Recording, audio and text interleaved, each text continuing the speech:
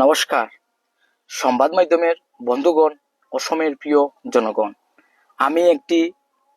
আজ আমি একটি গুরুত্বপূর্ণ বিষয় স্পষ্ট করার জন্য এই সংবাদ সম্মেলনে আহ্বান করছি। আমি অপকটে স্বীকার করছি যে রাজনৈতিক জীবনের শুরুতে আমি একজন নেতার কর্মী হিসাবে কাজ করেছি। এটা কোনো লজ্জার বিষয় নয়। রাজনীতি অনেকেই কর্মী হিসাবে শুরু করেন, যেখান থেকে অভিজ্ঞতা, শিক্ষা, দায়িত্ববোধ তৈরি হয়। কিন্তু আমি স্পষ্টভাবে জানাতে চাই, বর্তমান আমি কারো ইঙ্গিতে নির্দেশে ছায়ায় রাজনীতি করছি না। আজ আমি আপনি জনতা পার্টির রাজ্যিক সভাপতি এবং আমার সমস্ত সিদ্ধান্ত, সমস্ত বক্তব্য, সমস্ত কার্যসূচি দলীয় সংবিধানে, দলের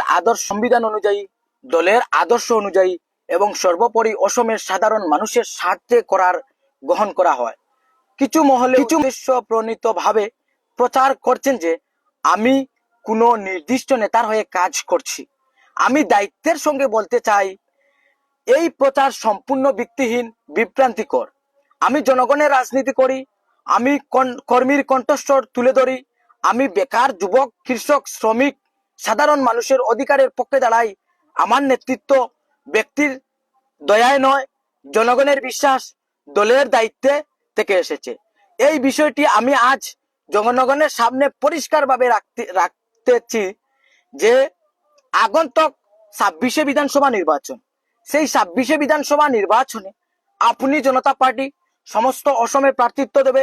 126টি বিধানসভা আসনের মধ্যে 100-র উপরে আমরা প্রার্থিত্ব করব। আর আগন্তুক 26শে নির্বাচনে আপনি জনতা পার্টি সমগ্র অসমে নির্বাচনে লড়বে, এটা স্পষ্ট। বর্তমান বরাক উপত্যকার 13টি আসনের মধ্যে কয়েকটি আসনে আমরা প্রার্থিত্ব করব এবং বর্তমানে আমার সাথে প্রাক্তন মন্ত্রী, বর্তমান কয়েকজন প্রাক্তন বিধায়করা আমার সাথে আলোচনা করছেন যে আগামী 26শে বিধানসভা নির্বাচনে উনাদেরকে কি প্রার্থিত্ব করা যায়। আমি উনাদেরকে আশ্বাস দিয়েছি যে আপনারা সমষ্টিতে যান, সমষ্টির মানুষের কথাগুলি শুনুন, দরজায় দরজায়, ঘরে ঘরে গিয়ে মানুষের খোঁজখবর নিন, জনগণ কি বিপদে আছে সেইগুলো শুনুন, তারপরে দলে বিবেচনা করবে, আমি বিবেচনা করব, তারপরে সিদ্ধান্ত নেওয়া হবে। তো বিশেষ করে আমি অসমের প্রত্যেকজন, বরাক উপত্যকার প্রত্যেক নাগরিক, প্রত্যেক কৃষক, শ্রমিক, প্রত্যেক জনগোষ্ঠী, প্রত্যেক পিছিয়ে পড়া জনগোষ্ঠী, আপনারা সবাই জয়েন করুন, মেম্বারশিপ নিন। আগন্তুক 26শে বিধানসভা নির্বাচনে অসমের মধ্যে একটি খেলা হবে, সেই খেলা সমগ্র অসমবাসী দেখবে। ধন্যবাদ। জয় হিন্দ, জয় অসম।